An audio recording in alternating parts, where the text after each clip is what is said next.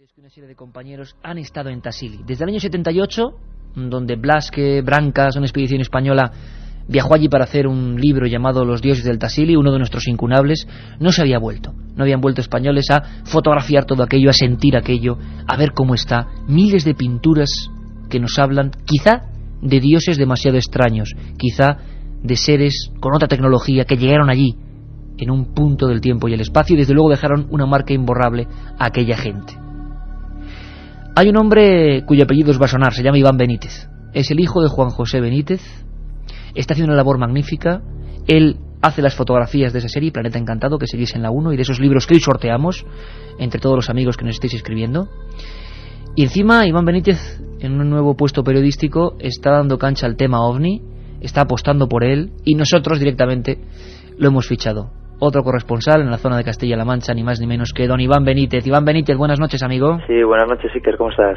Pues perfectamente, y encantado de tenerte con nosotros, que debutes aquí en nuestra pequeña, digamos, tertulia de misterio, pequeño encuentro con lo desconocido que tenemos cada madrugada del domingo y del viernes en la SER. Y espero que no sea la última vez, porque sé que estás dando mucha caña, como tenía que ser, sacando documentos e historias en el pueblo de Albacete, ¿no? Este es tu periódico. Sí, esto no ha hecho más que empezar. Nada, llevamos poco tiempo en Albacete, pero espero, no sé, sacar muchas cosas, ir poco a poco, y bueno, pues tenemos una ventaja. La base militar de Los Llanos la tenemos muy próxima y ahí se cuecen muchas habas. Iván, tú, codo con Juanjo, te has embarcado en la historia de Planeta Encantado. El propio Juanjo nos ha contado muchos de los secretos a los que, bueno, es poner la lupa, ¿no? Intentar que la gente comprenda algunas cosas. Pero a mí como fotógrafo, como gran fotógrafo que eres y que te has metido en 1000 batallas, te has encontrado ahora con el misterio. Por ejemplo, un fotógrafo cuando llega a un lugar bastante prohibido, bastante de difícil acceso, bastante difícil para el común de los mortales, como es Tassili, en el corazón del desierto argelino, un fotógrafo cuando mira por esa lente, ¿qué siente? ¿Percibes algo especial? ¿Cómo es ese lugar, Iván? Es un lugar tengo un gran recuerdo del Tassili, ¿no? Hasta el punto de que voy a intentar volver 100 veces más, si vivo. Es un lugar misterioso, hay mucha energía. Es el museo más antiguo de pinturas en la humanidad, ¿no? Es una meseta cuarteada, de básicamente 800 kilómetros por 50 de ancho, en el que, bueno, pues tienes más de 50.000 pinturas rupestres, ¿no? Y en ese contexto, pues tienes que tener mucha paciencia, porque las pinturas te emborrachan y al final tienes que hay muchos detalles. Pero llegar hasta Llanet es muy fácil. Tú llegas a Argel desde Madrid, 1 hora de vuelo, y luego hay vuelos a la semana Argel-Llanet, y luego, bueno, pues allí te ponen los medios necesarios para poder entrar allá. Lo único que necesitas es paciencia, que te gusta el desierto es extremo, es duro, pero bueno, es muy accesible, ¿no? Nosotros coincidimos allí en la meseta, mi padre y yo pudimos subir 2 veces, en un intervalo de menos de 6 meses, y bueno, pues allí nos hemos encontrado personas mayores, es decir, la voluntad al final de cada uno es la que decide. Desde luego. Iván, cuando uno se encuentra con figuras míticas que muchos hemos visto en libros, en fotografías, en láminas, y que nos hemos quedado muy impresionados, ¿qué siente? Por ejemplo, ¿qué sientes cuando tú pones tus cámaras delante ni más ni menos que de esa pintura que Henry Lott, el descubridor, llamó el gran dios marciano? Pues por desgracia el gran dios marciano se encuentra en muy mal estado, ¿no? Entonces, muy mal estado. Muy mal estado. Allí han hecho, auténticas barbaridades, no solamente Henry Lott, sino también expediciones que han llegado posteriormente de distintas organizaciones. ¿Para qué? Vamos a concretar cuáles, ¿no? Y bueno, han hecho pruebas allí con las pinturas, con productos químicos, y bueno, las han deteriorado, las han dejado muy mal. En cualquier caso, hay pinturas rupestres como el gran dios marciano, parecidas, pues se me ocurre ahora el dios con orantes, que bueno, pues que es impresionante. Te encuentras auténticas pinturas con botas, con cinturones, sobrevolando escenas de caza. Es decir, y claro, esas pinturas tienen más de 9.000 años incluso, ¿no? Entonces, ¿qué ha ocurrido allí? Es lo que te lo planteas. Todo lo que yo he aprendido desde pequeño es cierto, es decir, habría que volver a contar la historia o qué está sucediendo, ¿no?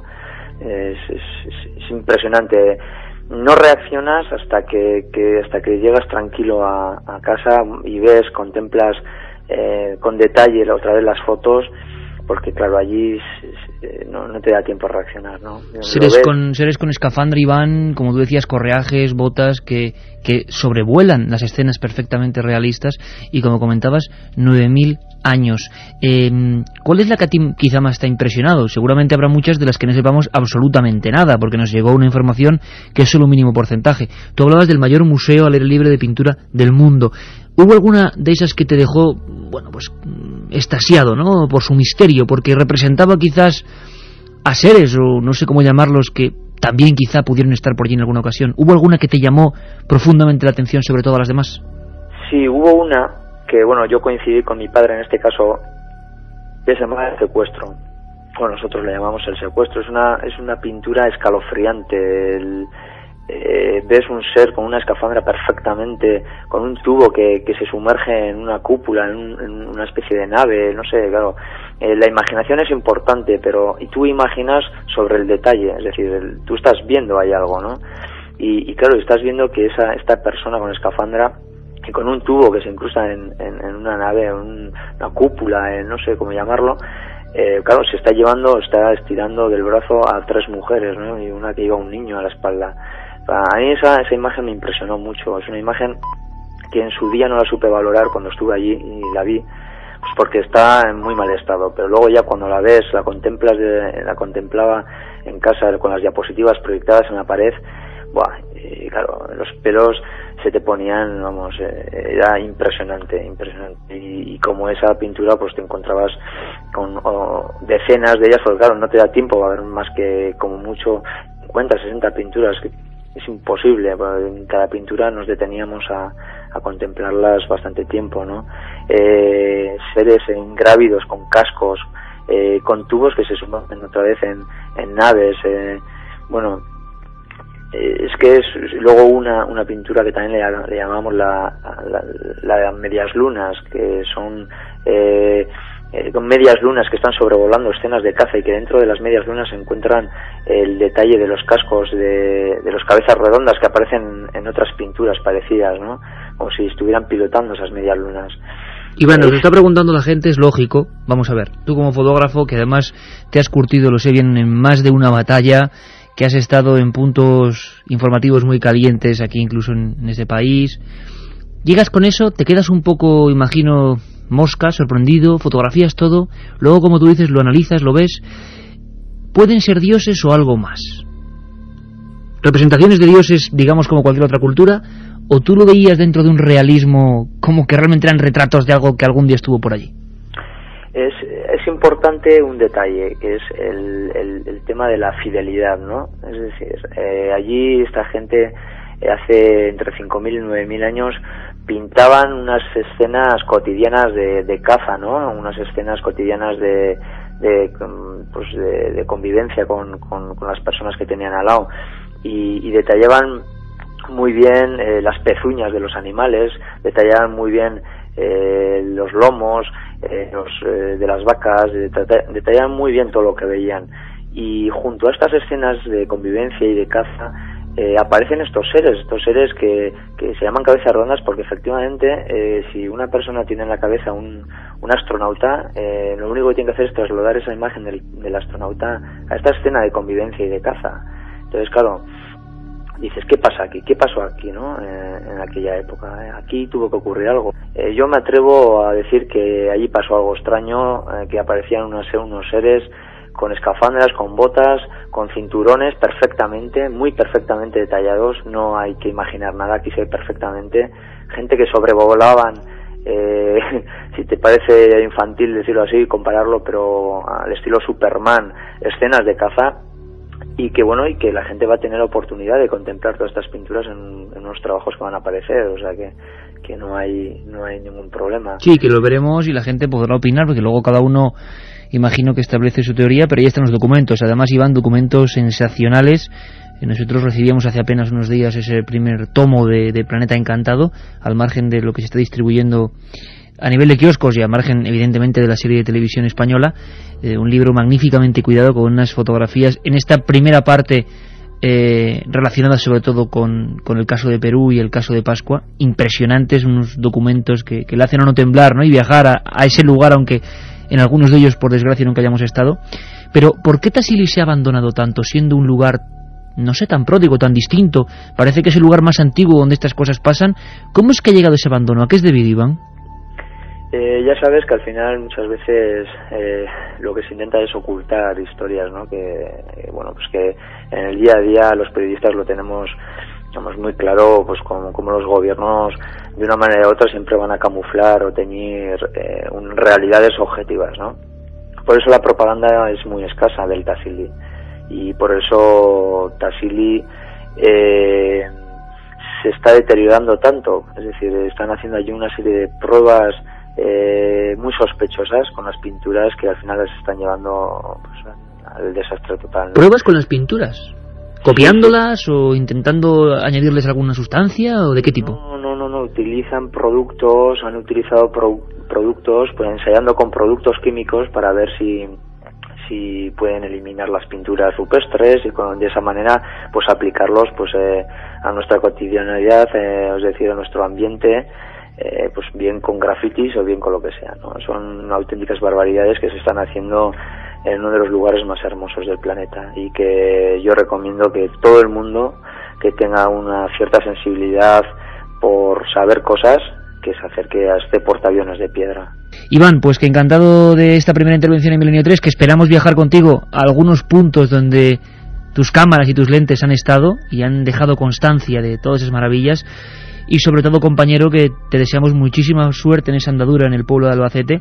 Todos los amigos de Albacete muy atentos, porque en ese diario va a haber información jugosa y que, si quieres, Iván, comentaremos aquí, porque estamos seguros que cuando un periódico da el salto e informa de algunos temas, casi por casualidad, aunque no haya casualidad, pues empiezan a surgir nuevos casos, estamos convencidos. Un abrazo muy fuerte, Iván. Muchísimas gracias y buenas noches.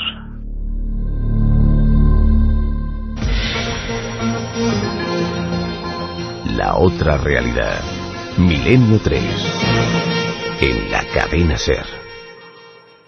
1937. 200 personas mueren trágicamente en el santuario de la Virgen de la Cabeza. 1971 aparece el fenómeno de las caras de Belmez. 2003. ¿Qué relación existe entre estos dos episodios? Descúbralo en Tumbas sin nombre. Un apasionante libro de Iker Jiménez y Luis Mariano Fernández. Una tragedia, un misterio, una investigación. Editado por Editorial Edad. La otra realidad. Fenómenos extraños. Misterios sin resolver. Milenio 3. En la SER. 3:37, 9,6 grados en el exterior de la Gran Vía, donde se encuentra aquí la cadena SER, por supuesto, y nosotros también sentimos un poco el frío. La música es la idónea, porque ha habido noticias sorprendentes. Pero antes, Carmen, rápidamente, está escribiendo un montón de gente, ¿no? Pues sí, a ese 7640 nos están llegando un montón de comentarios. Ya sabéis, palabra clave, milenio, espacio y lo que vosotros queráis. Apuntaba un amigo: no olvidéis a don Luis Frontela, otro de los mejores forenses que hay en España. Mari de Cuenca: por supuesto. Un amigo de mi novio tiene una casa encantada. La señora de la limpieza vio a su marido fallecido un año antes.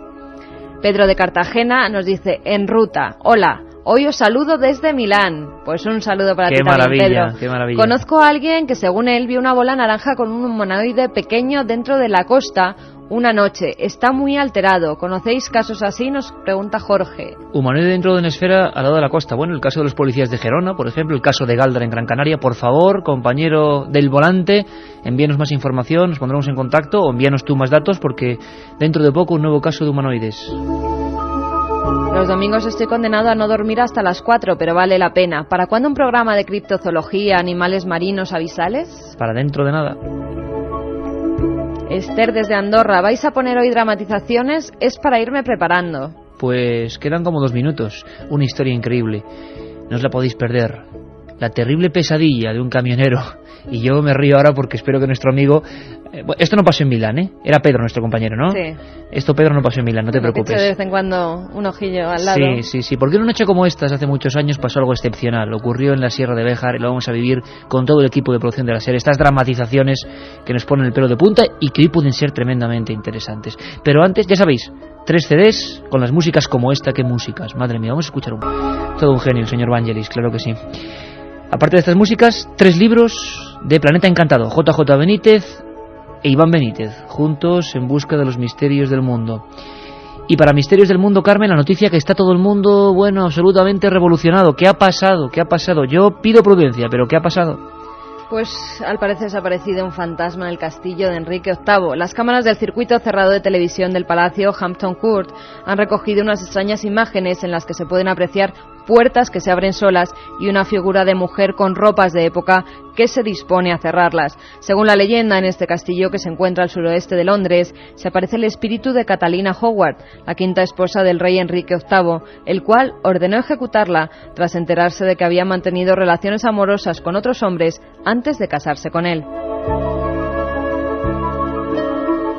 Uno de los guardias de seguridad del palacio ha declarado: me quedé de piedra cuando la secuencia de las cámaras de circuito cerrado mostraron una figura estremecedora vestida de época en la puerta. Era algo fantasmagórico, pues la cara no parecía humana. Mi primera reacción es que alguien nos estaba tomando el pelo. Incluso hablamos con los guías, que van disfrazados, pero no llevan un vestido como el de la figura. Ya en marzo de 2001, la administración del palacio llamó a un grupo de expertos, alertados por las declaraciones de un grupo de turistas que aseguraba haber observado un espectro, escuchado gritos y haber sufrido grandes descensos en la temperatura. Caramba, bueno, yo de momento pido prudencia. Vamos a ver qué ocurre, vamos a esperar unas semanas, vamos a seguir la noticia, no os preocupéis, directamente allí. Noticia además que ha salido en telediarios a nivel nacional. Sí, todos los periódicos. Bueno, pasan estas cosas, ¿es porque llegan estas fechas? ¿Puede ser un truco turístico? ¿O realmente las cámaras han captado algo? Un día contaremos cómo en Madrid, en algunos puntos, o por ejemplo en el Escorial, se captó la imagen de alguien que parecía que iba en una armadura, alguien también fantasmagórico. Pero si me permitís, y con este fondo maravilloso que surge en nuestra nave del misterio, que pilota don Carlos Nicolás, yo creo que es momento para hacer una pequeña pausa como siempre, subirnos las sábanas. Ya está preparado todo el equipo de producción de la cadena SER, todos los compañeros dirigidos artísticamente por Mariano Revilla. Es una historia que es increíble. Hace poco yo, en mis archivos, recogiendo papeles, volví a encontrarme con aquella portada, queridos amigos. Portadas como ABC, portadas como La Gaceta del Norte, portadas como Ya, sacaban la imagen de un camionero, un hombre absolutamente normal que nunca había tenido ninguna inquietud con el tema de los ovnis. Su nombre, Maximiliano Iglesias Sánchez. Era un hombre que viajaba en una vieja furgoneta y que le ocurrió algo excepcional, terrorífico, cambió su vida. Fue noticia con la que se inició el telediario, por 2 días consecutivos, con un caso de Sevilla y un caso de Salamanca. En marzo de 1974, el telediario, imaginaos lo que os digo, iniciaba el tema con este suceso. Algo ocurrió en la noche salmantina, en la magnífica y mágica Sierra de Béjar. Alguien se encontró con unos extraños seres, alguien pasó la peor noche de sus vidas, y el equipo de la SER, con Primitivo Rojas, con Paco Barrero, con Rosa María Belda, todos han recreado esta historia, con todos los detalles, para vivirla. Estamos haciendo teatro en el aire, queremos que viváis los casos desde dentro. ¿Estáis preparados? Noche de miedo, en la Sierra de Béjar, marzo de 1974.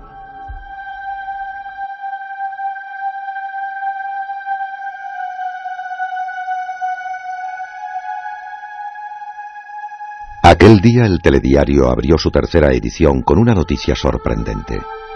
Un viajante de comercio de Sevilla había sido perseguido por un misterioso artefacto. 2 destacamentos militares de la base de Morón de la Frontera se han desplazado hasta la carretera de Castillo de las Guardas para analizar las huellas calcinadas por el objeto volante no identificado. En la zona todo es confusión y temor. En el único bar de Lagunilla, un pequeño pueblo de la provincia de Salamanca, se había formado un considerable revuelo. Yo os digo que ayer se vieron 2 luces como esas cerca del Paso de los Lobos.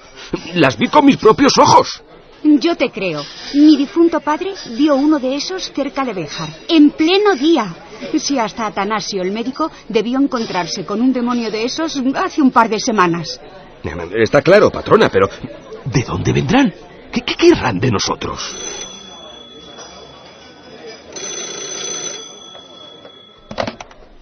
Dígame. Sí, don Mateo. Claro que anoté su pedido. Sin falta el chico sale para allí. Muy bien. 6 cajas. Eso es. Con la oscuridad y las montañas por única compañía, la vieja camioneta avia echó a rodar.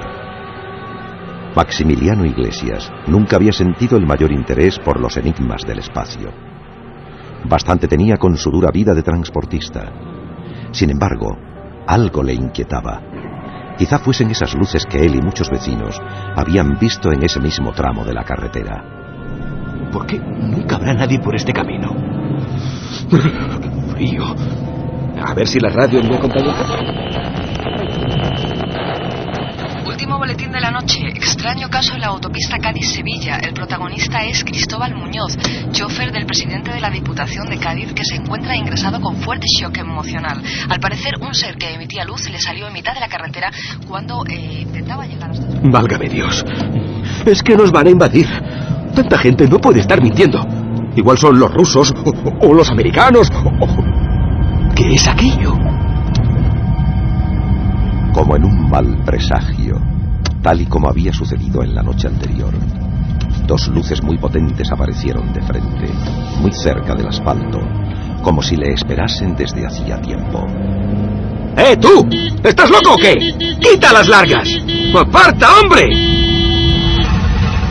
¿Qué le pasa a esto ahora? Era inútil.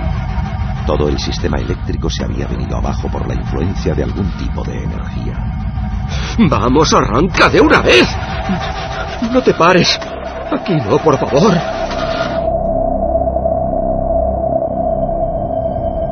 La soledad era absoluta. A un lado los barrancos y precipicios, y al otro, esperando al final del camino, aquellos objetos posados en mitad de la carretera. De pronto, todo su brillo se apagó como tragado por la noche, y algo comenzó a moverse. ¡Santo cielo! ¿Quiénes sois? ¿Quiénes sois? No obtuvo respuesta, pero eran 3. 3 hombres muy altos. Demasiado para tratarse de seres humanos. Se habían girado al percibir la presencia de la camioneta, y uno de ellos le estaba señalando y había comenzado a subir la cuesta. ¡Socorro! ¡Socorro, ayúdame! ¡Socorro, no hay alguien ahí! ¡Que alguien me ayude, por favor! ¡Por favor, que alguien me ayude! Corrió hasta que no le quedó aire en los pulmones. Cuando miraba atrás, veía cada vez más cerca la silueta de aquellos gigantes. Caminaban a grandes zancadas y al mismo tiempo unas voces desagradables y metálicas sonaban por toda la sierra. ¡Regresa! ¡Regresa! Sabiendo que no había escapatoria, decidió tirarse de cabeza en una zanja cubierta de lodo. Allí, asomando justo la cabeza para respirar, vio avanzar a uno de aquellos espectros que iba rastreando entre los matorrales, como buscando a su presa. Entonces comprobó cómo iban enfundados en un traje de una sola pieza, del que solo asomaba un rostro blanco y enrojecido, con ojos tan inexpresivos que parecían los de un muerto. Somos nosotros. Es la hora del regreso.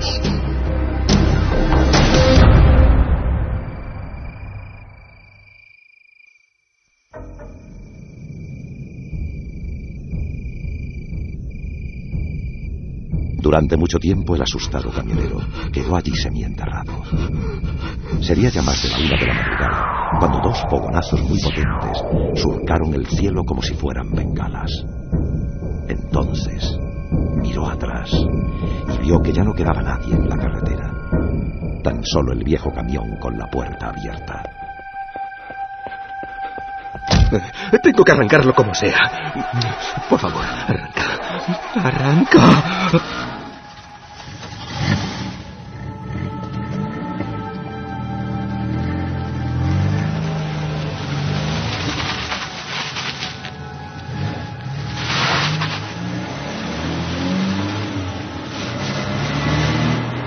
A la mañana siguiente, miembros de la Guardia Civil inspeccionaban la zona. 2 científicos excavaban y analizaban cada una de las piedras carbonizadas. En la cuneta había rascones muy profundos. ¿Y dice usted que aquí mismo estaban esos 3 individuos? Sí, comandante. Le doy mi palabra de honor. Justo aquí. Y les vi maniobrar con algo. Vamos a ver, el sargento Corvina, tome nota. 3 huellas transversales formando triángulo, probablemente realizadas con sierra metálica o similar. Lateral de asfalto quemado a más de 1000 grados centígrados por fuente calórica desconocida. Guijarros derretidos, flora y pequeña... Maxi fue interrogado durante horas. Su fotografía apareció en la portada de los periódicos de la región. Y luego, todos se olvidaron del caso. Todos menos él, que regresaba cada noche con el corazón en un puño, para mirar las marcas de otro mundo y hacerse 1000 preguntas que no tenían respuesta. ¿Qué querrían de mí? ¿Por qué me eligieron? Santo cielo. Como siempre decía Iker, muchísimas reacciones con las dramatizaciones. Al Mundo de Vitoria, antes de que empezara esta dramatización, nos decía: el domingo pasado pasé mucho miedo y desperté a todos mis vecinos con mis gritos. Pero seguir así, por favor, sois los mejores. Besos. Javier desde Almería: ya empezamos. Voy a dar la ronda antes de empezar la dramatización. Bien, vale, valor. Y última noticia, Carmen, hablaremos con nuestros compañeros del CEPESMA. Capturado otro animal abisal, otro calamar gigante. El Pues mito fíjate, es real, ¿no? Y que era ese 7640. 4 currantes nos decían desde Asturias: exigimos Milenio 3 todos los días de la semana. ¿Qué noticias hay del nuevo Kraken aparecido? Pues dicho y Pues hecho. vamos a dárselas. El pasado domingo, un pesquero que se encontraba en la costa asturiana capturó vivo un calamar gigante de 104 kilos de peso. Los pescadores avisaron inmediatamente al CEPESMA, Coordinadora Española para el Estudio y Protección de la Especie Marina, que se hizo cargo de este ejemplar, que es además el segundo más grande hallado hasta la fecha. Tras ser examinado, los expertos aseguraron que se trataba de una hembra perteneciente a la especie Taningia danae, que suele ser 5 veces más grande que los machos de su especie. Estos animales, cuyo hábitat natural se encuentra entre 3.000 y 4.000 metros de profundidad, tienen 3 corazones, un cerebro muy desarrollado y una visión 100 veces más potente que la del ser humano.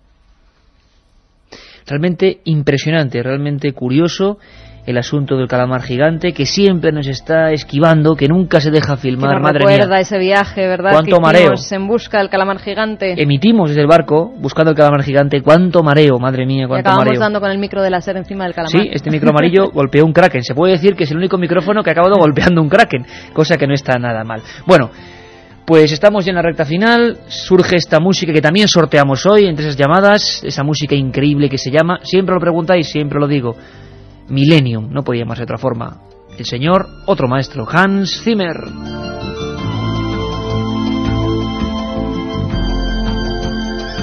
¿Te parece, Carmen, si vamos con los ganadores de esos 3 CDs? 3 CDs primero, 3 libros después. Lo ha dicho la máquina, ni Muy más bien. ni menos. Pues vamos con los ganadores de los 3 CDs. Son Chema desde Toledo, un programa sobre astronautas en la antigüedad. Ajá. ¡Feliz Navidad! Pues también feliz Navidad Pues para también, ti. y por supuesto Y ese ese programa, CD. lo haremos. Ana desde Murcia: soy de cerca de Los Cánovas y todos nos acordamos. Los Cánovas, como hemos dicho, es ese pequeño pueblo, yo siempre lo repito, con esa pequeña tumba a la que nunca le faltan las flores, ese pueblo marcado por la desaparición de ese muchacho, de ese niño que tenía un sueño, ver las vacas pastando en el campo. Por eso su padre le llevó a Bilbao, desde Murcia a Bilbao. Él nunca había estado en una región verde, como era Bilbao, y tenía ese sueño, un sueño truncado. A la altura del kilómetro 93, si no recuerdo mal, puerto de Somosierra, carretera antigua, desapareció para siempre.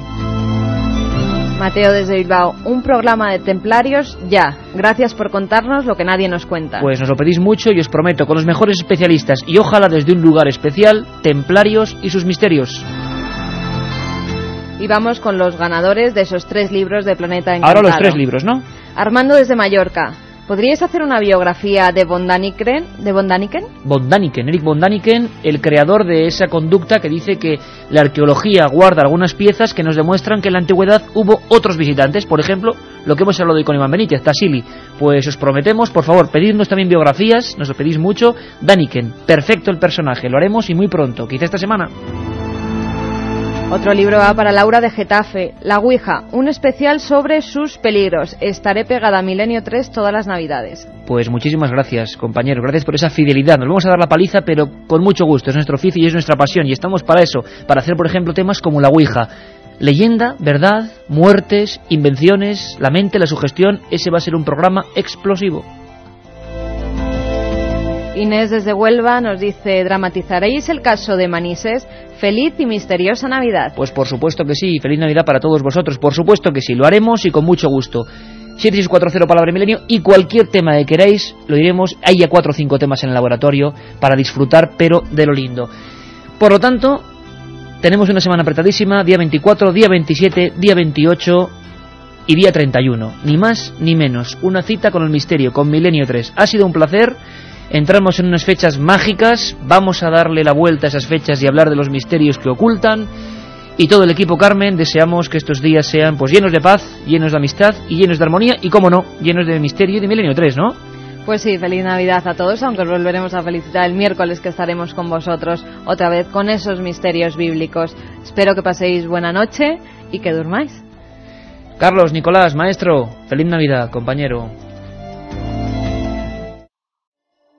En directo, último día del año. Después de este resumen de voces, uno se da cuenta de todo el tiempo que ha pasado. Nosotros vamos a resumir simplemente nuestro inicio de temporada, es decir, desde septiembre hasta diciembre, porque ya hicimos lo propio hasta el verano. Yo creo que es el programa 174 o 175 de Milenio 3, y lo hablábamos antes en la redacción. Cuando uno va a hacer este resumen de sonidos, de sentimientos y situaciones, se da cuenta de que, caramba, cuántas cosas han pasado en el 2003. Ojalá como poco el 2004 venga con el mismo cargamento de ilusiones, que es lo que importa.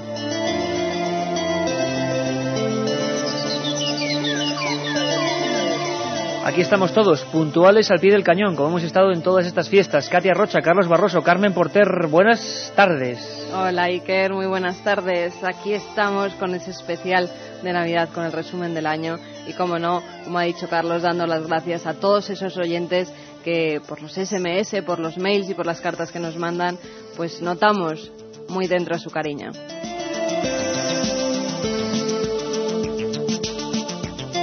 Este que os habla Iker Jiménez, aquí delante de los micros amarillos de la cadena SER, en este estudio 1, que es como nuestra casa, siempre lo digo, y que hoy, con la luz del fondo de los pasillos, tiene otro aire desde luego más amable. Don Jorge Martínez, ni más ni menos, en la nave del misterio. Feliz año, compañero. Y por supuesto, hoy no podía ser menos, también ese regalo especial para celebrar mejor que nunca el 2004, vías abiertas, Carmen, y coméntanos esa pequeña joya en CD por la que todo el mundo se pelea y que, repetimos, no podemos ni vender, ni alquilar, ni traspasar, solamente sortear como un regalo, como una deferencia, gracias a nuestros compañeros José García Bautista, Rafa Cabello, al permiso de la SER. Pues ahí está ese CD con 130 programas más o menos de Milenio 3, toda la primera temporada. Cuéntanos, Carmen. ¿Cómo no íbamos a acabar el año regalando otros 3 CDs con más de 130 programas de Milenio 3? A todos aquellos que escribáis al 7640, palabra clave Milenio, espacio y vuestra opinión, lo que nos queráis decir. Entre todos los mensajes sortearemos esos 3 CDs con 130 programas de este Milenio 3. Y vamos a tener nuestro especial y particular resumen de voces, porque el misterio, la investigación, la búsqueda también ha dado mucho de sí. Empezábamos la temporada de esta forma. Empezábamos en septiembre, creo que hacia el 2 de septiembre, con una noticia de impacto. La reflejaba el periódico El País. Y recuerdo que fue Rodolfo Irago el que nos comentó en un pasillo, ¿recuerdas, Carmen? Una especie de pequeño suceso, como siempre, cuántas incógnitas se ocultan en un pequeño suceso. Que tampoco se le había dado mucha importancia. Parece ser que había habido una premonición espantosa. Una niña de muy corta edad se había despertado repentinamente, estaba casi dormida delante de la televisión, eran las 3 de la tarde, y alertó a toda su familia diciendo que su hermano y un amigo de su hermano acababan en ese momento de matarse en el coche. Hasta 6 horas después no hubo confirmación de la Guardia Civil, que llamó a esa casa. Hicieron callar a la niña, nadie la creía, por supuesto. Vaya fantasías. La niña había acertado la hora exacta de la muerte de su hermano, su amigo y otros 2 amigos íntimos en un coche. Lo increíble y asombroso, así empezábamos la temporada, es que este suceso ocurría el accidente ocurría exactamente en la Sierra de Madrid y esta niña y su familia estaban en Barcelona. 600 kilómetros, mismo minuto, mismo segundo, la niña había visto algo.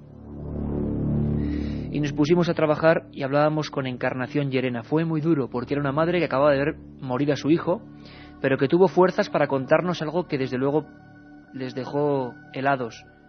Ese momento, esa niña, esas palabras, esa concreción en los datos, se habían muerto en un accidente. Vamos a recordarlo.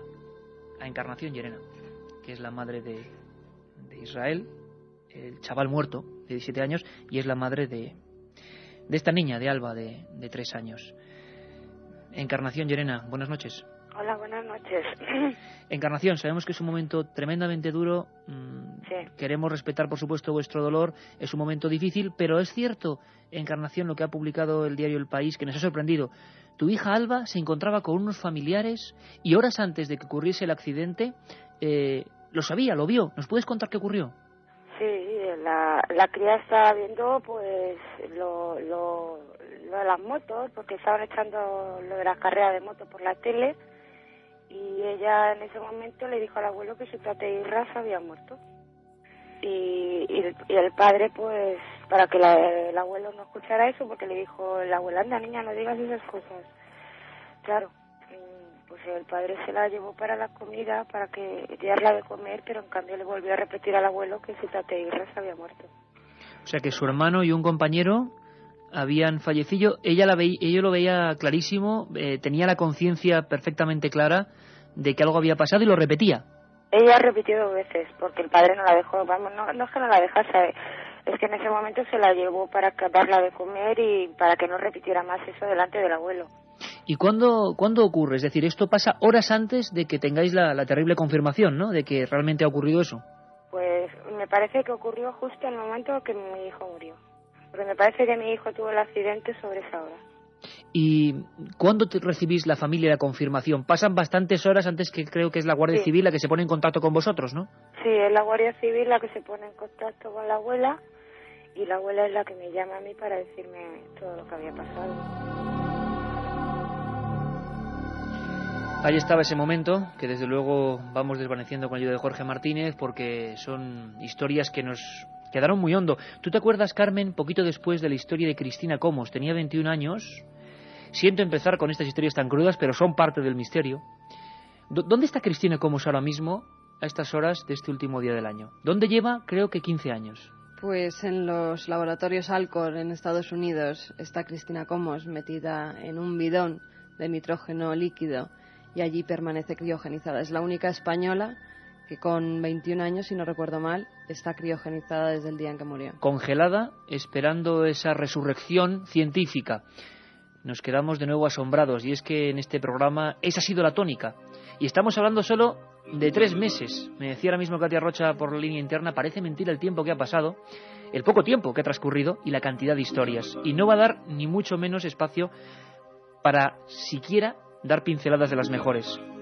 Localizamos a la madre, Eulalia Castillejo, la madre de esta muchacha, Cristina Comos, la única española que sigue teniendo 21 años, por la que no ha pasado el tiempo y que está en una especie de tanque de hidrógeno líquido esperando, quién sabe, un futuro mejor. Escuchamos aquel momento también importante. Cristina era una joven de 21 años. Es una joven de 21 años. Yo aún la tengo. Por lo menos esa es mi creencia. Bueno, nosotros somos hoteleros aquí en Mallorca y pues era una tarde de agosto, hacía un calor tremendísimo, se cayó desmayada allí en la recepción, le hicieron, la gente que la ayudó con todo el corazón, pero le hicieron un boca a boca. Yo no sé si es que se ahogó. La verdad es que no supimos en realidad. Cuando nosotros fuimos nos llamaron enseguida, vengan, por Dios, que Cristina se ha caído desmayada y no respira. Y cuando llegamos, pues había dejado de respirar. Dijeron los médicos cuando vinieron que había dejado de respirar. Y yo no sé, en mi locura, en esa locura inmensa, bueno, nadie lo sabe eso, porque solamente el que le pasa con un hijo estas cosas puede entenderlo. Es el que sabe el dolor tan infinito que yo cuando veo esas cosas en televisión, cómo las comprendo de bien, cómo comprendo el dolor de esos padres. Y así como así, Iker, bueno, me vino como si fuera, yo qué sé, como si fuera una voz de esto, me dijeron, congélala, porque yo no sabía ni la palabra criogenizar. Pero me está usted diciendo, Eulalia, y me está dejando la carne de gallina, que usted no tenía conocimiento de las técnicas de criogenización, de qué se hacía en Estados Unidos, que de repente le vino a la mente. La otra realidad. Milenio 3, en la cadena SER.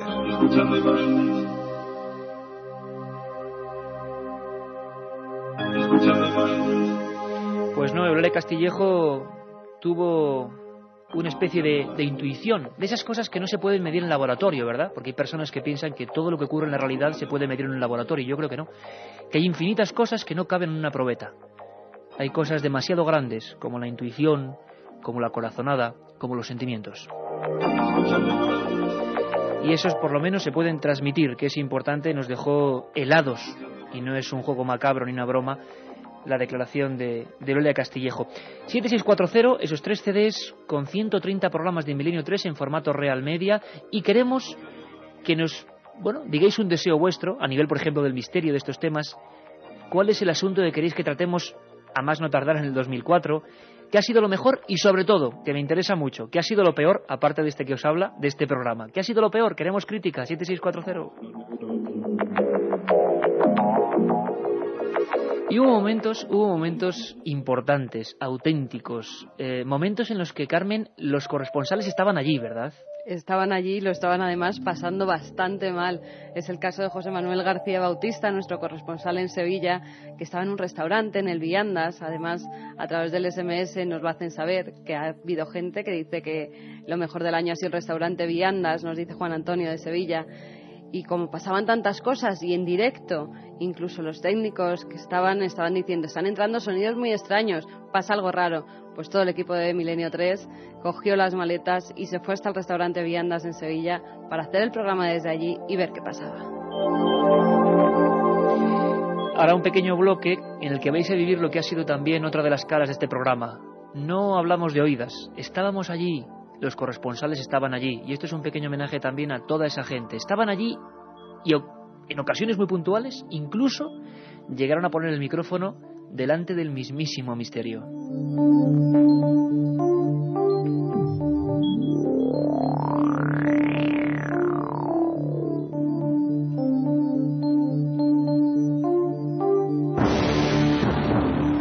¿Cómo olvidar, queridos amigos, aquella primera noche con una unidad móvil en un alto de un restaurante, un lugar donde la Inquisición había ejecutado a muchas personas, donde aparentemente hubo una serie de incendios, muertes y desde luego fenómenos supuestamente extraños? Aquí ni afirmamos rotundamente ni mucho menos, simplemente exponemos los datos. Y para tener todos los datos tienen que estar allí Rafa Cabello y José Manuel García Bautista a la cabeza, nuestros corresponsales en el sur, en Andalucía, en Sevilla. Lo que nunca podíamos imaginar, porque yo os digo desde el punto de vista personal, que siempre que uno va suele ya remitir cualquier fenómeno, con lo cual nuestro escepticismo, sano escepticismo, crece. No podíamos imaginar que esa noche estábamos aquí, en el lugar de Jorge estaba Juanma Frasquet, ¿te acuerdas, Carmen? Y Juanma Frasquet y todos los compañeros empezamos a sentir auténtico miedo, os lo puedo confesar. Empezaron a surgir sonidos, golpes, voces, y los compañeros de Radio Sevilla, los técnicos de Radio Sevilla, y José Manuel García Bautista y Rafa Cabello estaban aterrorizados. Hubo un momento que para mí es, si tuviera que elegir un sonido que definiese lo que es Milenio 3, quizá fuese este, aunque es muy breve, este momento. Yo le preguntaba a José Manuel dónde se encontraba en ese instante. Él estaba subiendo a oscuras las escaleras de ese lugar, donde una gente estaba pasando auténtico miedo psicológico. Toda la gente del restaurante, los trabajadores, empleados, la policía había acudido, estaban con franco terror ante lo que sucedía, no lo comprendían. José Manuel estaba aquí aquella noche del 15 de septiembre. Avanzaba poco a poco y ocurría en directo, creo que por vez primera, esto. Y bueno, y se ve como la esfera pasa a la vera de la cámara. En ese momento, tanto a Rafael Cabello como a mí se nos escucha... ¿Eso qué ha sido, José Manuel? Pues eso ha sido un ruido que no sé ahora mismo de dónde viene.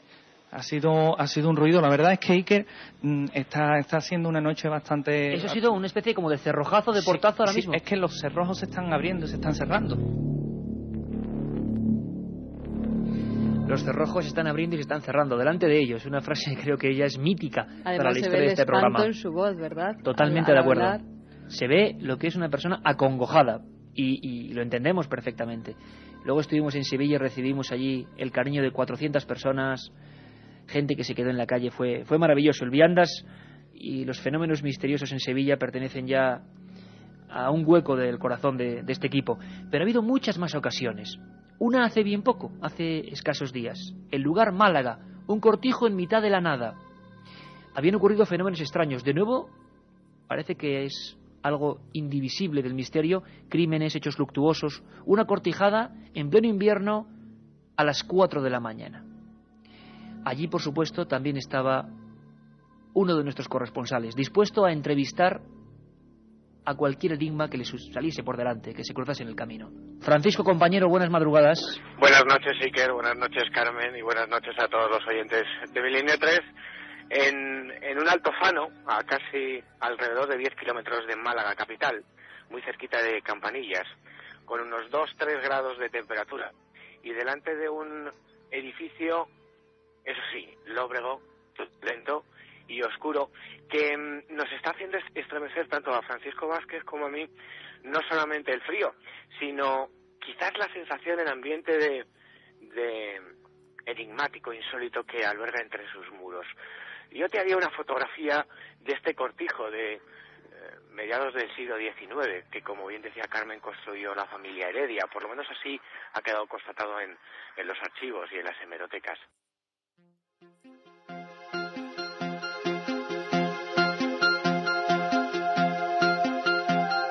Milenio 3. Periodismo de lo desconocido. En la SER. Allí estaba Francisco Contreras, otro de nuestros más activos compañeros. Lo más increíble, Carmen, es que a las 4 de la madrugada, en pleno diciembre, con 2 grados, una hilera de coches en peregrinación salían de Málaga y otros puntos para ver a nuestro corresponsal. La gente salía de sus casas dispuesta a estar con él. Nos parecía increíble, ¿no? Nos pasó también en Belchite, si te acuerdas. Estábamos allí, incluso llamamos a uno de los oyentes que se habían acercado hasta Belchite y que nos había dejado su mensaje en ese 7640. Le llamamos y conectamos con él en directo. Y aquí con Francisco pasó lo mismo. Por ahí hay que decir que uno de los grandes inventos, y ahí vuelvo a decir que tuvo la genial idea, en la que yo no creía en un principio, nuestro jefe Mariano Revilla, la de poner este 7640 y los SMS. Miles y miles de llamadas cada mes, algo increíble que nos ha sobrepasado, pero no por el cómputo de las comunicaciones en sí, sino por cada una de ellas, por la información, por saber de manera interactiva lo que estabais pensando. Y ha llegado momentos, ha habido ocasiones en las que es que vosotros mismos habéis sido los corresponsales, la punta de lanza de este programa que solo quiere saber más. Belchite, un pueblo derruido de la guerra civil. Todavía están las escuelas, todavía están las casas, algunas mesas. Un monumento a lo que nunca tuvo que ocurrir en este país. Allí se hablaban de voces extrañas. Varios equipos de investigadores, Carlos Bogdanich o el ingeniero informático Pedro Amorós, habían grabado con modernas tecnologías voces. Algunas de estas que dan bastante miedo, a estas horas quizá no tanto, se identificaban como la voz de Franco. Vamos a recordar aquella voz grabada en Belchite que decía concretamente, 3 veces repetida, rendíos, rendíos. La escuchamos.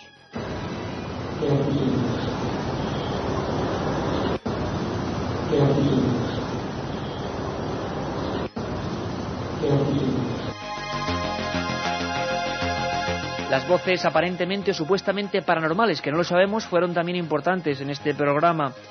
Pero tanto más que ellas fue la ilusión de la gente. Belchite, a varios grados bajo cero, en una especie de pueblo alejado de todo y de todos. Allí también había gente de Milenio 3, pero no eran corresponsales, eran vecinos, eran oyentes, eran gente que quería informarnos desde dentro. Recordamos la historia maravillosa con uno de tantos miles de oyentes que llevan en sí ese reportero que todos queremos, Fernando Toa.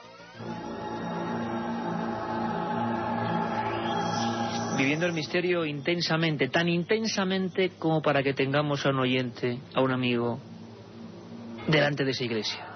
Exactamente delante de la iglesia de San Martín, a las 2:39 de la madrugada. Aquí en el estudio de la cadena SER estamos a 6,9 grados centígrados. Imagino que allí, a mucha menor temperatura, allí está nuestro amigo Fernando Toa. Fernando, buenas madrugadas. Hola, ¿qué hay? Buenas madrugadas. Oye, ¿qué se ve? ¿Qué ves ahora mismo?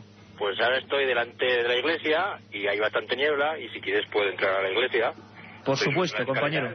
Ahora estoy en el centro de la iglesia y no tiene techo y está, pues la luna la tapa la niebla, o sea que está bastante oscuro todo.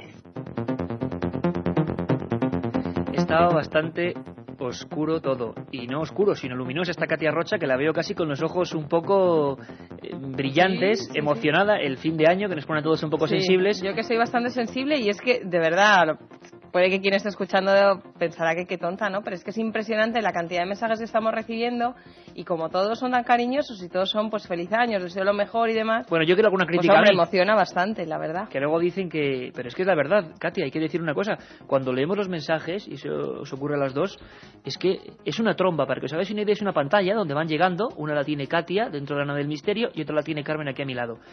Y uno se queda... Yo, por ejemplo, no soy muy consciente, pero sé que vosotras sí, porque son mensaje, trombas de cientos de mensajes seguidos. Es impresionante, sí, en cuanto pides colaboración, pues ahí están los oyentes respondiendo y sobre todo lo que a mí más me sorprende, porque al haber colaborado en otros programas de esta casa, al estar en otros programas, pues hombre, siempre recibes críticas buenas y críticas malas, es normal, de todo se aprende, ¿no? Y es que en este programa es que no nos llegan críticas malas de los oyentes, que quizás nos están mal acostumbrando, pues, ¿no? Exacto, pues yo pido un favor en este fin de año, porque la autocrítica es fundamental. Criticarnos algo, es decir, ¿qué os parece que se puede mejorar del programa? ¿Qué podemos hacer para todavía intentar hacerlo mejor para todos Pero vosotros? los que estamos nos quedamos, ¿eh? Eso no se puede cambiar. Eso no se puede cambiar. Katia, ¿qué nos está contando la gente Bueno, hoy? pues la mayoría son felicitaciones. Por ejemplo, Trinidad Gandía dice feliz año nuevo y que Milenio 3 no nos abandone por muchos años. Otro nos dice que ojalá estemos como mínimo 100 años más. Esto nos lo dice Nacho de Écija. También hay oyentes que nos piden, por ejemplo, que ahondemos más en temas de psicofonías, psicoimágenes, también en el código de la Biblia. Había otros oyentes que nos lo pedían. Eso para pronto. Para dentro de nada, sí.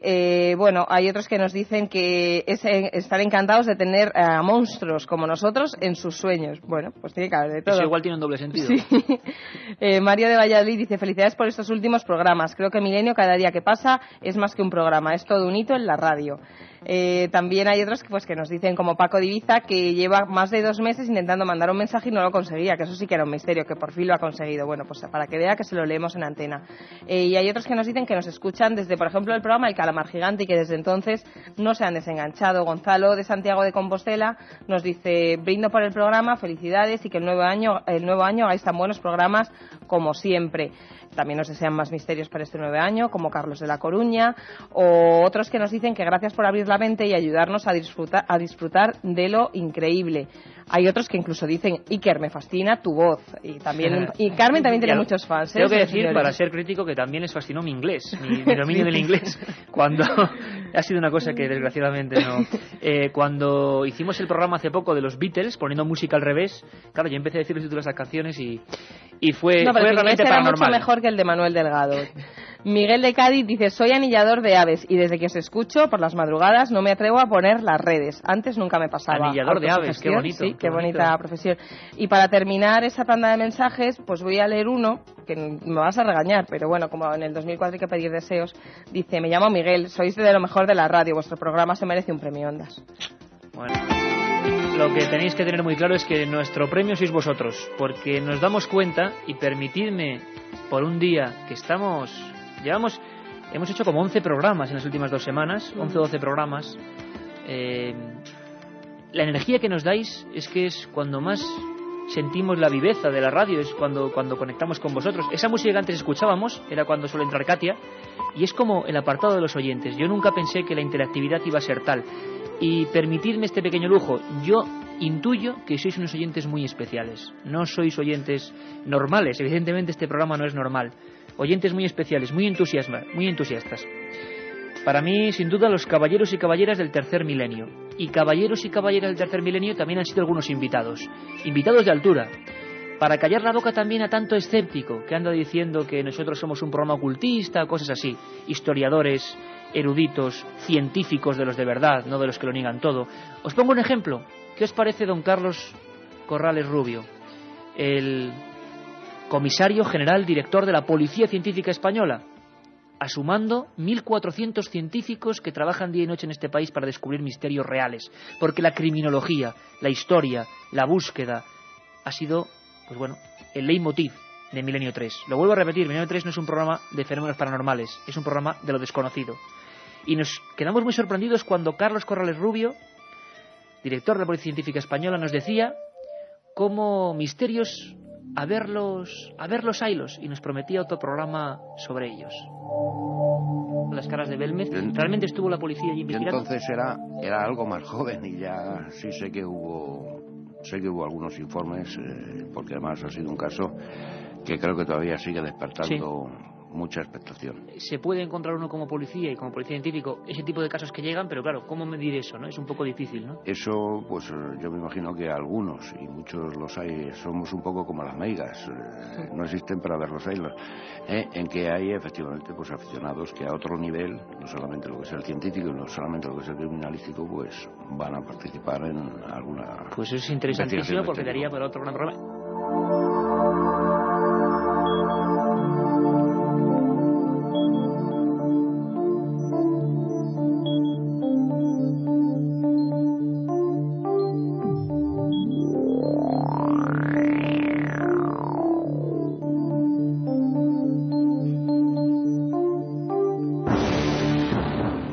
Vaya que si daba para otro programa. Carlos Corrales Rubio, lleno de carpetas, lleno de papeles, junto con Carlos Verbel, que nos trajeron aquí lo que es el mundo de los CSI españoles, cómo disfrutamos, y después de los micros, qué cantidad de cosas nos contó. Os prometo que vamos a saber muchos casos, muchos expedientes, muchas historias. Al nivel de este coronel, de este comisario general de la Policía Científica, han estado otros que ya podemos considerar amigos del programa, auténticos colaboradores del programa.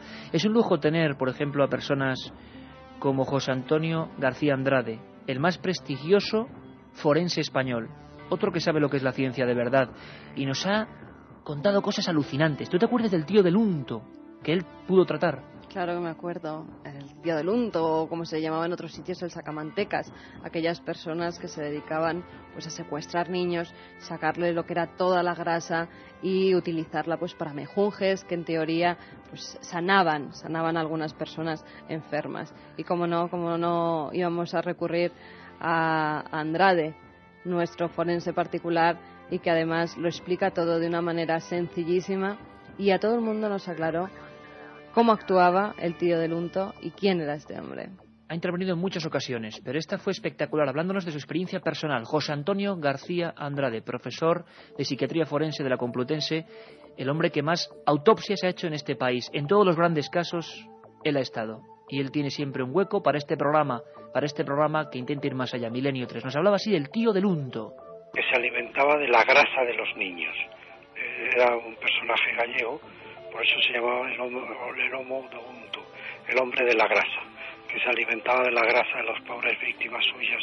Sí lo he tenido de vampirismo en el sentido de un sujeto de un cociente intelectual muy bajo, muy pobre, que se alimentaba de la sangre de sus víctimas, a las quería, a las que con un cuchillo las rajaba, y entonces se ponía a chupar y a alimentarse de la sangre.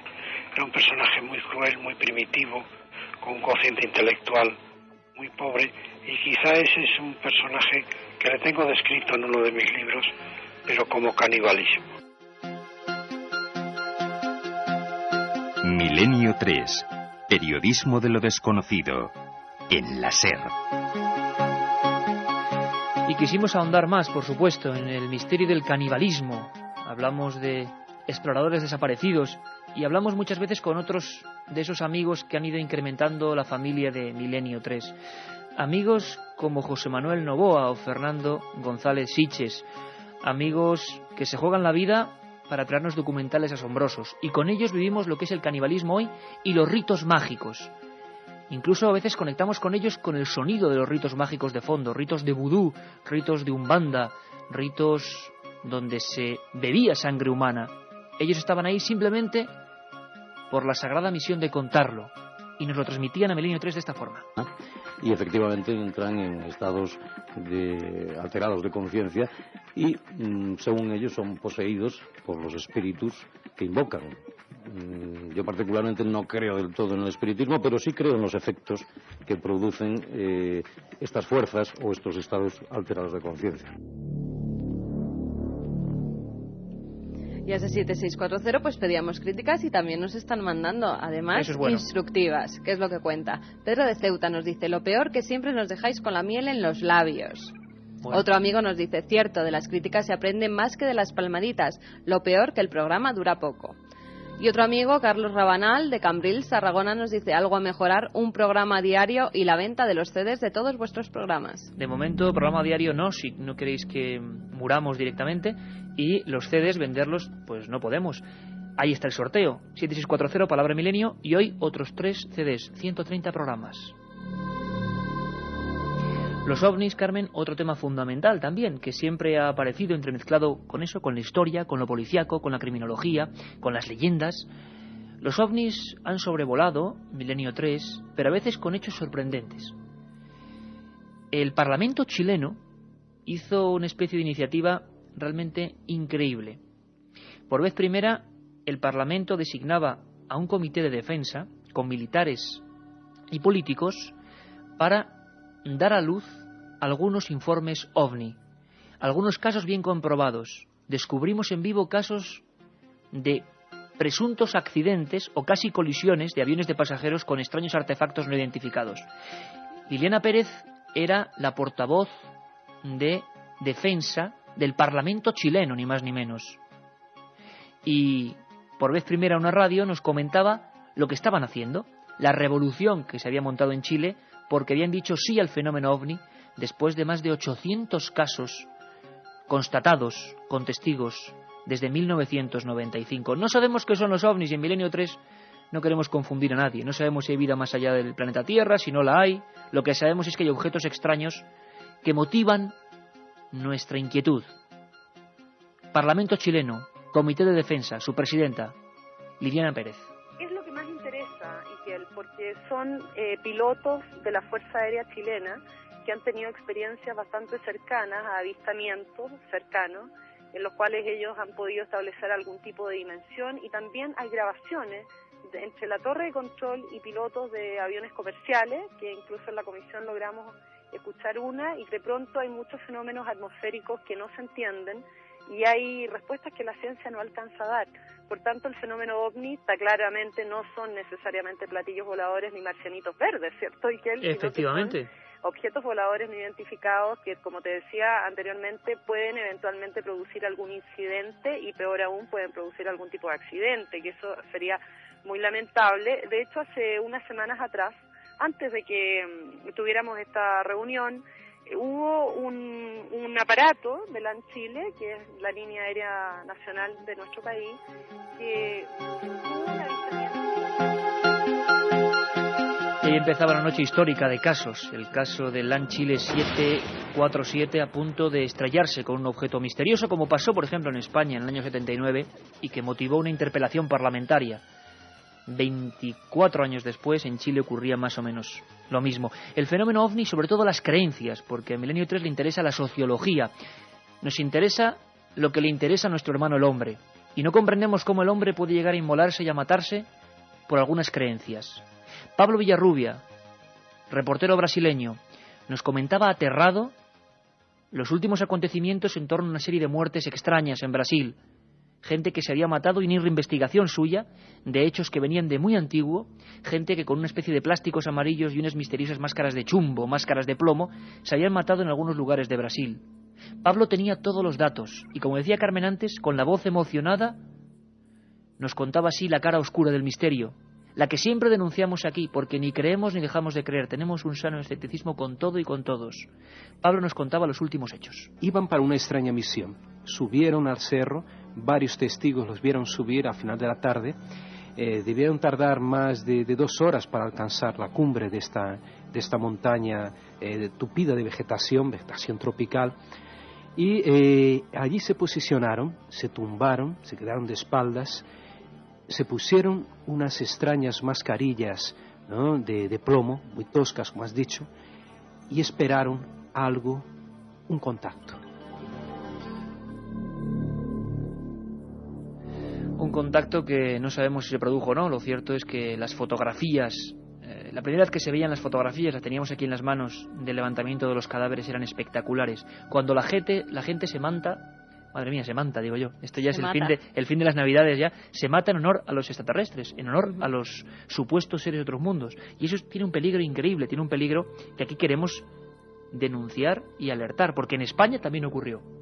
Hablábamos de casos en Tarrasa, en las cercanías de la vía férrea de Sabadell, en Lérida, españoles, gente completamente normal que en los años 70 decidió poner la cabeza en las vías del tren y esperar ese convoy que les llevaría a otro mundo.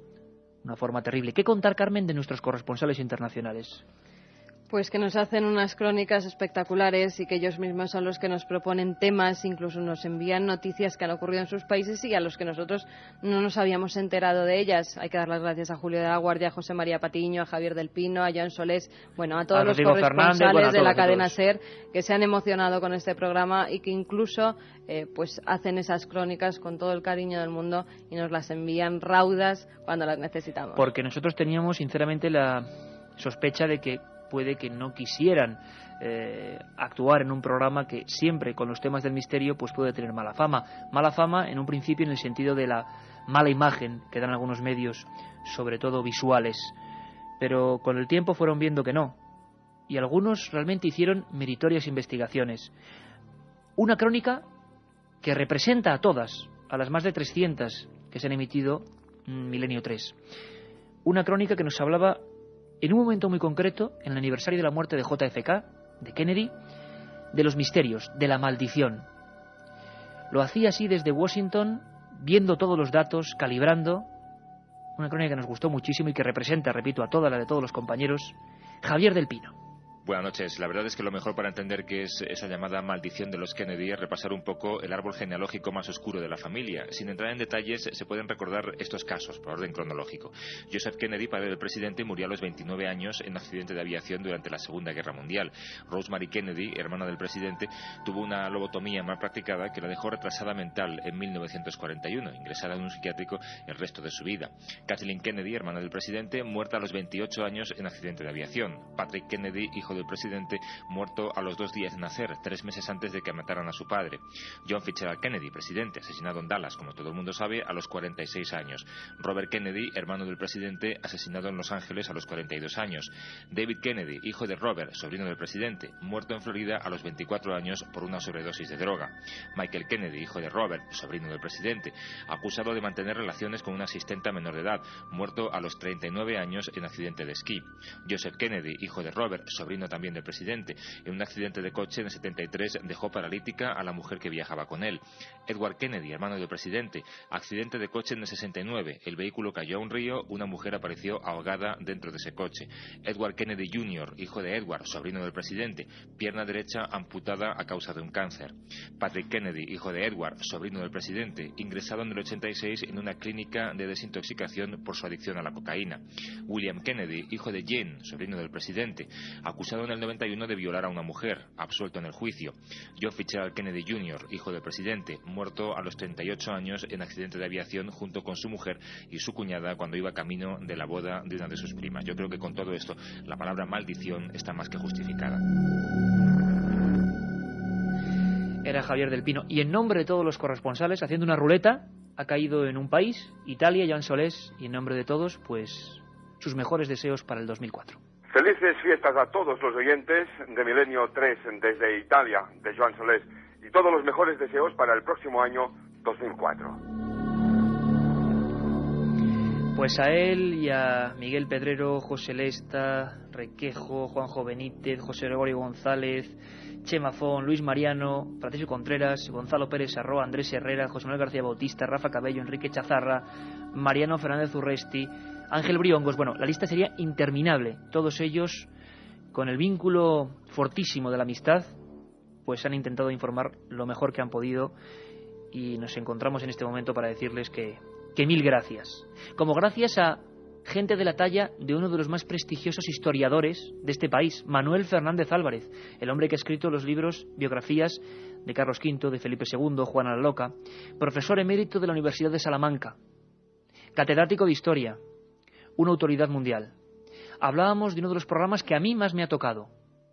Realmente me sedujo la historia del otro Colón, los enigmas de Colón, los enigmas del prenauta, del supuesto náufrago que años antes legó a Colón una serie de secretos, de mapas. ¿Cómo disfrutamos con aquel programa? ¿Cómo disfrutamos cuando Manuel Fernández Álvarez, auténtico científico de la historia, nos confesaba que había datos para pensar en ese misterio auténtico, que hubo un Colón anterior?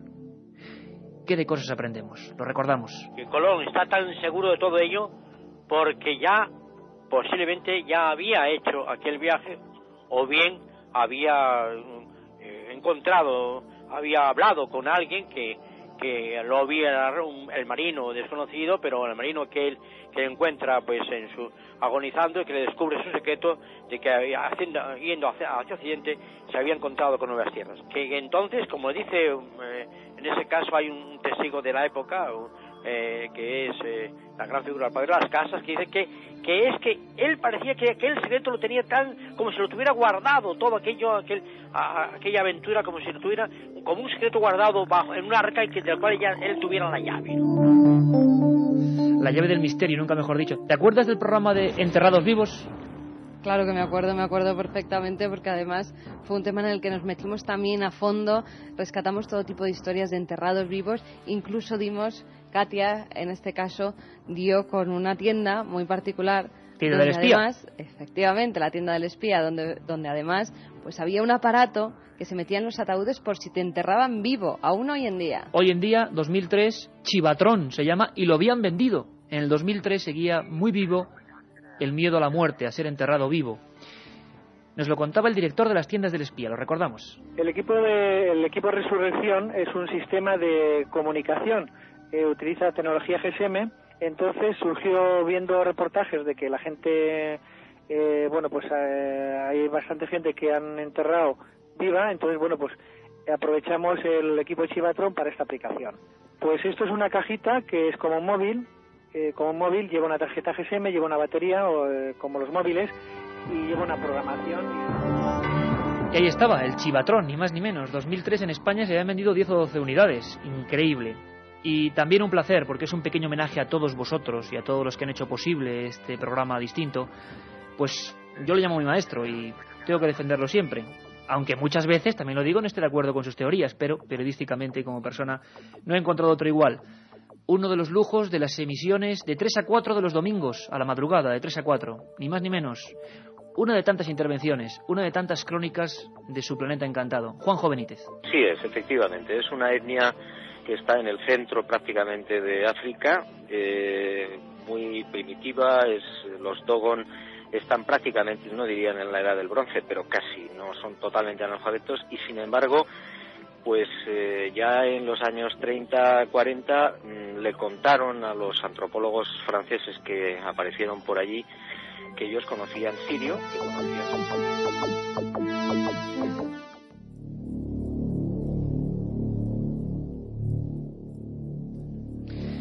Y por supuesto los misterios de la Iglesia estuvieron presentes en nuestro programa en Milenio 3 a lo largo de estos 3 meses intensos. Bueno, 3 meses, septiembre, octubre, noviembre y diciembre. 4 meses. Misterios de lo más diverso y que sobre todo se han ido acrecentando con la llegada de las Navidades. Hemos hecho un montón de especiales en torno a Jesús, a los documentos perdidos sobre la oscura vida que transcurre sobre todo desde la infancia, adolescencia, juventud de Jesús de Nazaret, y también, por qué no decirlo, fascinados con los secretos que se pueden encontrar en el Archivo Vaticano y que solo de vez en cuando suelen ser desempolvados. Un corte, una película, como tantas otras veces, nos servía de introducción a un asunto casi visualizando lo que había ocurrido tantas veces. En esta ocasión eran dos sacerdotes del Archivo Vaticano que discutían en torno a un hallazgo. Escuchamos. ¿Y no hay un solo evangelio con las palabras exactas de Jesús? Somos hombres ciegos en una cueva buscando una vela que estuvo encendida hace 2000 años. ¿Y qué hay en ese texto?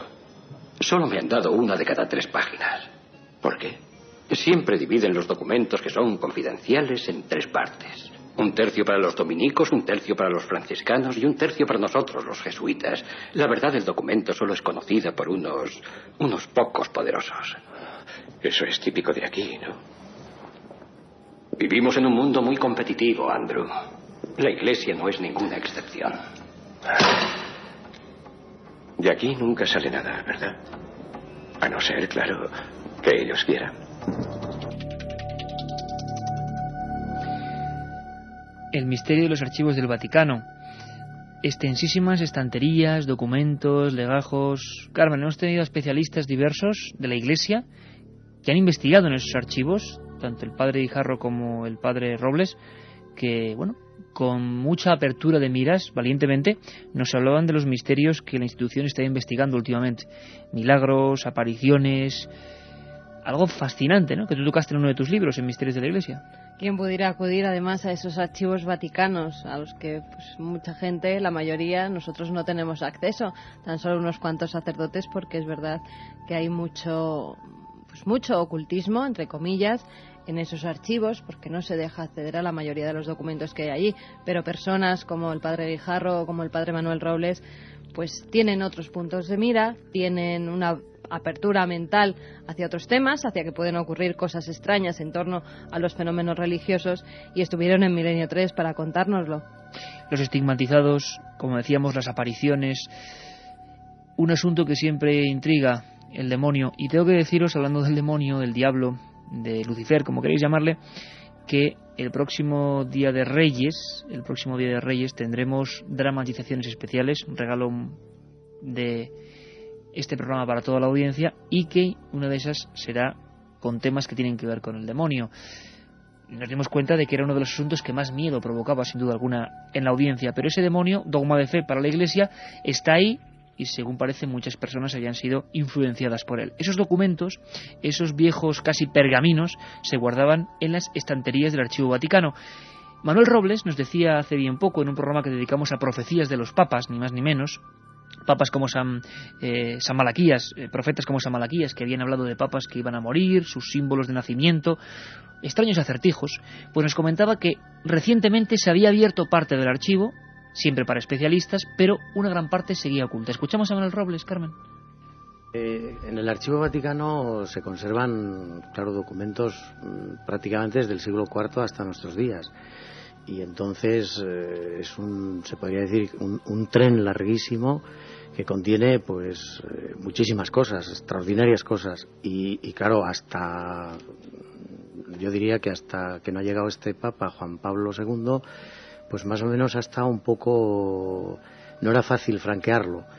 Ahora el Archivo Vaticano está abierto hasta el año 1930 aproximadamente, y entonces pues quizá estos años pasados o estos siglos que estaba un poco cerrado, pues contribuye un poco este modo de actuar pues a mitificarlo un poco, ¿no? Pero sobre todo es porque tiene un contenido desde, en fin, lo que es un archivo impresionante, ¿no? Y creo que se puede decir perfectamente que es el archivo histórico más importante del mundo. Lo decía Manuel Robles, que era sacerdote, periodista y había trabajado en el Vaticano y lo conocía bastante bien. Si se exhumaran parte de esos documentos, esos archivadores, saldrían maravillas. ¿Sobre qué tema especialmente te interesaría a ti, Carmen, por ejemplo, encontrar información? Pues a mí sobre todo sobre el tercer secreto de Fátima, el manido tercer secreto. Ajá. Del que al final no hemos conocido, yo creo, toda la verdad. La versión real, ¿no? Se ha hablado mucho. Yo creo que el tema de Fátima fue uno de los programas del verano. Habrá que volver a tocarlo porque se habla mucho de ese tercer secreto, si fue el real, si no fue el real, si se manipuló, si se maquilló. En torno a la Iglesia y esa especie de capa oscura, como si fuera una sotana en sus misterios, pues siempre va a quedar la duda. Una duda que aquí hemos intentado simplemente contar.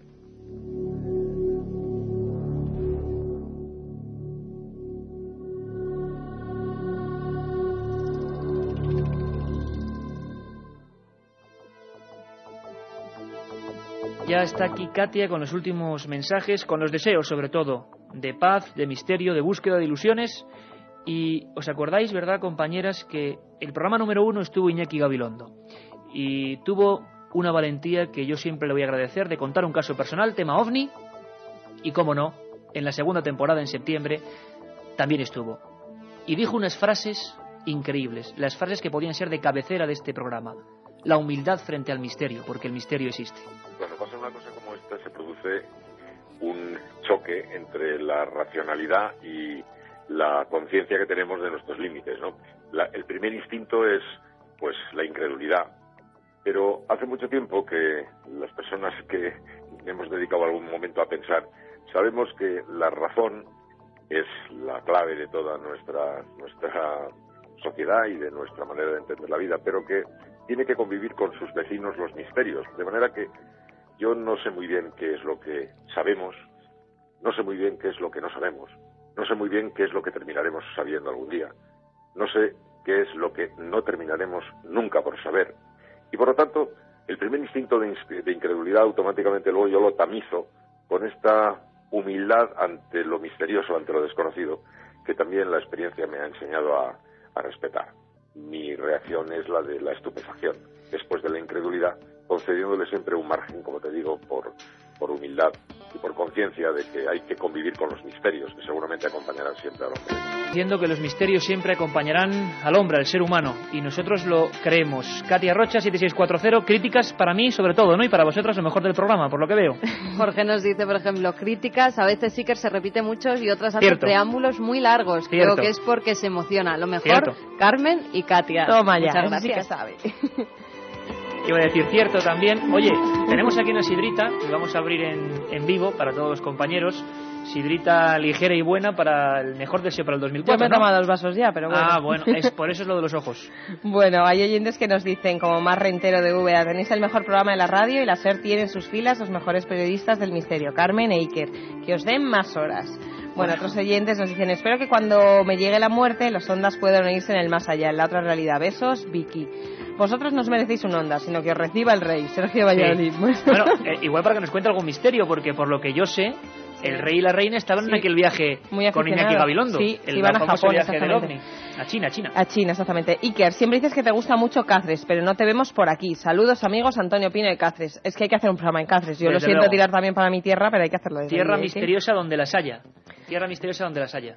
Bueno, otro oyente nos dice, por ejemplo, la única crítica es que no dure más. Iker, te ha visto en tu página web. Eres muy guapo, Yolanda. Sí. Y también dicen lo contrario, que yo ya lo sé. Gustavo de Granada Hoy estoy dice, de autocrítica, o sea, mal inglés, me enrollo mucho y bueno, ¿qué le vamos a hacer? quieren programas más largos y no tan cortos. Cuando estás arropado